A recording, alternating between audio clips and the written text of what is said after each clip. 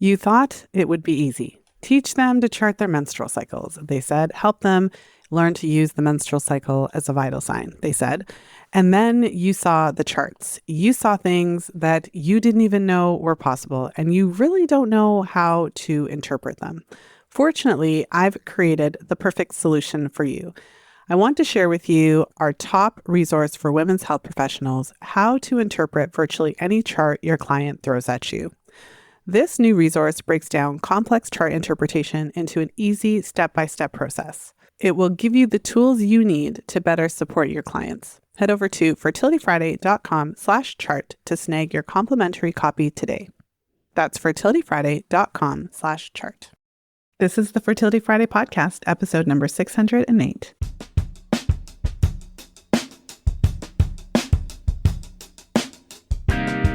In today's episode, I'm diving into an important topic.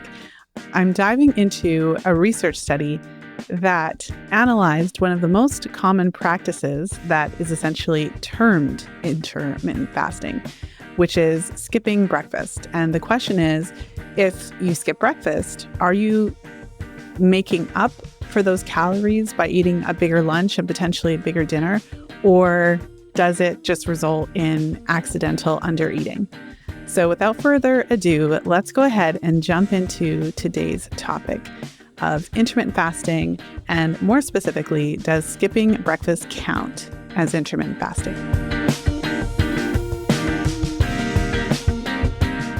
So today's episode is inspired by one of the sections in our newest book, Real Food for Fertility. In the second chapter, Lily covers the macronutrients in great detail, the importance of consuming sufficient protein, fat, and carbohydrates in balance. We go through the plate method. And we also talk about intermittent fasting, and we share our take on whether or not we think this is a good idea. In the chapter, we break down different kinds of intermittent fasting. I mean, some people will eat one meal a day, and that's what they call intermittent fasting. Other people may just shorten their eating window. So instead of eating whenever they want, maybe they'll eat within a 6-hour window that day, or an 8-hour window, or a 10-hour window. And then basically the bottom line is that there's different ways to do this. What our recommendation is, if you are considering intermittent fasting, would first of all be to really consider why you're doing it. There are certain situations where intermittent fasting can be helpful and beneficial, especially for somebody who's struggling with insulin resistance or kind of somewhere on that PCOS spectrum. So we share some interesting data there. But for many women, they're wanting to lose weight. And again, it really depends on what your goals are. If your goals are to conceive and to optimize your menstrual cycle health, then we really want to encourage you to approach intermittent fasting very carefully. And so our recommendation is, if you're planning to consider or already doing intermittent fasting, to give yourself a decent eating window, say 10 hours. And we recommend consuming 3 full meals per day during that eating window. So essentially, we're recommending that you eat a full caloric spread over that period of time. And so one way to do that would be to have 3 full meals and no snacks within a 10-hour eating window. So the goal from our perspective is that you're not reducing your caloric consumption. So you're not dieting, you're just changing when in the day you're consuming the food. So instead of just eating whenever and snacking throughout the day, we would say, okay, if you're going to do it that way. And the reason why we do that is because of what we've seen clinically, what we've seen in the menstrual cycle, how it affects women, how it affects their hormones, how it affects their ovulation and their progesterone production, and et cetera, but also what it says in the research. And so that brings us to today's study. So the name of the study, the names of these studies always leave something to be desired. So it's like a super long name. But basically, it's looking at how skipping breakfast impacts your overall energy intake and physical activity. So that's the summary of the title. And if you're wanting to grab the link to the study itself, you can head over to fertilityfriday.com/522, and you can find that information there. So basically, in this study, what the researchers did is they gathered 20 women who were lean and between the ages of 20 and 25, so likely college student age kind of thing. And what they did was they separated them into groups or had them do different things on different days. But either way, there were days when these women were eating breakfast, and they were days when they were not eating breakfast. So on the days that they ate breakfast, they had them come into the facility itself, and they had them eat breakfast at 8 o'clock. And then they instructed them to eat lunch at noon, and then they would have their dinner later on. And in the group that did not eat breakfast, they would simply give them water at 8 o'clock in the morning and then instruct them to have lunch and dinner. And they measured their total caloric intake for the day. And this study is really interesting and helpful. And I find it to be useful when talking about the concept of intermittent fasting, because you would think that if you skip breakfast, then when you eat lunch, obviously you're going to be really hungry. So you would think that at lunch, you would make up for it, or between lunch and dinner, you would make up for it. But what's interesting is what the researchers found was that when the women would skip breakfast, they would eat more at lunch, but they wouldn't really eat more for the rest of the day. So dinner and snacks after lunchtime, they were basically the same between those who had eaten breakfast and had not. And the amount that they ate at lunch, obviously it was more than what they would have eaten otherwise. It still didn't offset the total amount. So they never ended up eating as much as they would have if they ate breakfast. So that's a huge takeaway from the study. And I feel like that is what you see in real life. Like, you kind of think you would eat way more food, but there is kind of a limit to what you are going to eat during that period of time. And that's what it showed in the research. Another interesting finding was that women who skip breakfast, and this is something that the researchers kind of alluded to that's been shown in other research as well, it did have an impact on their physical activity in the morning. So they also found that when you skip breakfast, you weren't necessarily as active in the morning. And I suppose that makes sense if you think about it, because if you're not eating as much, maybe you don't have as much energy or whatever the case is. So it didn't necessarily affect their activity level throughout the rest of the day, but certainly in the mornings, they tended to have less physical activity. Another interesting finding is that when they looked at the macro breakdown of the food consumption, specifically the women who skipped breakfast had an overall lower consumption of carbohydrate and protein for that day compared to those who had eaten breakfast. And I suppose that could just indicate that maybe the lost opportunity from breakfast of what they would have eaten, their protein intake, and what that would have been, that because it was missing, they just never made up for it. So it could have been something along those lines. So a couple additional interesting pieces of data from this study. The researchers found that the women in the study, 26% of their overall caloric intake actually came from breakfast. So from that standpoint, that's like a quarter of their total intake for a day. It's pretty significant. And they compared it with other research, and other studies have found maybe closer to 20%. But what we can take from that is anywhere from a fifth to a quarter of our total caloric consumption comes from breakfast. And so when we skip breakfast and just skip it entirely and then kind of end up with just our meal for lunch and our meal for dinner, we are really missing out on an opportunity. There's lots of different research studies. I mean, I picked this one that focused on breakfast and its impact on overall caloric intake. And I picked it because, I mean, this is one of the studies I pulled and spoke about in the section on intermittent fasting in chapter 2 of Real Food for Fertility, because it does kind of illustrate this point that we think that we're just going to eat more later on or whatever we think it is, but it really doesn't work that way. But there's a lot of other studies on breakfast. There's interesting studies showing that women who eat breakfast are less likely to have intense period pain. And like, there's all of these kind of things that you would think, how could one thing be related to another? But what I found consistently when working with women, working with clients, and working with our practitioners in our FAB program is that when women start incorporating breakfast, it changes a lot of things hormonally, especially when that breakfast is protein rich. Front loading the protein at the beginning of the day is a game changer in so many different ways. It increases energy. It supports hormonal health. So it can help to balance hormones, help to support progesterone production, improve luteal phase issues, improve overall energy. There's just so many things that happen, especially when we're charting the menstrual cycle and paying attention to how it fluctuates and changes. It's actually mind-boggling how many things improve when we eat breakfast. So these researchers, I think what's interesting about this particular study is they were searching this topic maybe for a different reason than I would search this topic. So I would be searching this topic to kind of find out why it is that women who kind of skip breakfast, why there's so much fallout in the menstrual cycle, why when I'm working with somebody and they have clear hormonal imbalances showing on their menstrual cycle chart, why adding in breakfast makes such a positive difference for them. However, these researchers were looking at this particular topic for a different reason. When they started in their introduction, they highlighted some historical research that has found that particularly women who skip breakfast have been found to have a higher BMI, a higher body mass index. So one of the reasons that they were looking at how eating breakfast would impact your overall caloric intake and also your likelihood of exercise, that was related to them kind of trying to solve this conundrum. How is it that women who skip breakfast are more likely to also have a higher BMI? And they were suggesting, well, maybe it is that if you skip breakfast, you're less likely to have as much physical activity, and maybe that is predicting the future BMI, or maybe they were even looking at whether or not women who skip breakfast end up eating more during the rest of the day.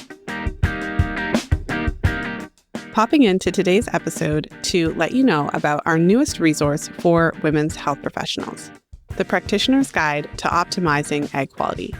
This comprehensive guide breaks down the 5 key steps to improving egg quality, along with the top 5 evidence-based supplements to support egg development, mitochondrial health, and implantation potential. Head over to fertilityfriday.com/egg-quality to grab your complimentary copy today. That's fertilityfriday.com/egg-quality. Now let's go ahead and jump back into today's episode. But interestingly, the study shows pretty clearly and consistently that the women in the study who skipped breakfast did not end up eating enough overall to offset it. And it did have somewhat of an effect on their physical activity, but particularly in the morning. For our purposes, our main goal, especially in writing Real Food for Fertility, was to support women to optimize their menstrual cycle health, hormone production, so that they could then go on to optimize their fertility as well. And the best way to optimize your hormone health, your menstrual cycle, and overall fertility is to ensure that you're actually eating sufficient amounts of all of the main macronutrients, protein, fat, and carbohydrates in balance. And what the research tells us is that sufficient protein is essential. It is one of the building blocks of our hormones.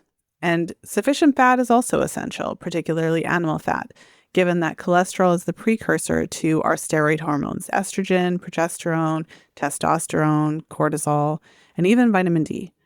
So these are like pieces to the puzzle. We need to get the pieces, but we also need to get the pieces in sufficient amounts. And what we've observed and what the research would indicate is that when we're skipping meals, then we're not getting sufficient calories. And in a separate study that I've talked about on the podcast before, women who were eating 20 to 30% less calories, even if their cycles weren't overtly disrupted, they were still producing significantly less estrogen and progesterone. So we have enough data to support what we see in practice, which is that when women undereat, whether it's intentionally or inadvertently, that it does have a negative effect on their hormone production. And this is the heart of this. And so I feel like this study gives us some practical information because it's telling us, okay, so I know it seems like it's no big deal to skip breakfast once in a while, but from experience, I know that many women just get into the habit of it. And then we haven't even brought in the coffee part of the conversation, which is for many women, drinking coffee first thing in the morning or at some point in the morning is what really helps them to overcome their hunger and skip breakfast and kind of wait. And it's super convenient. I mean, if you don't have to cook things or prepare things or grab things, then you could just kind of get about your busy day. So I think many of us, out of convenience, fall into these habits. And then depending on which male influencer we're following, we also think it happens to be healthy for us. But my take on it has always been that women cannot approach health in the same way as men all the time. The things that may work for men in certain situations don't always work for women. And arguably, we don't really know how well they're working for the men because they don't have a menstrual cycle. And so we can't really be so nuanced to see if it's having some sort of effect, skipping meals and things like that. But on the other hand, men often benefit from intermittent fasting, skipping meals, 1 meal a day, whatever it is, in the sense that if they have weight goals or different goals for their body, their fitness, often they're losing weight faster and all that kind of stuff because they're different. Their metabolism is different. Their percent muscle mass is different. So we can't always take the same approach as the men do, especially when we're looking to optimize our menstrual cycle health, balance hormones, and optimize fertility.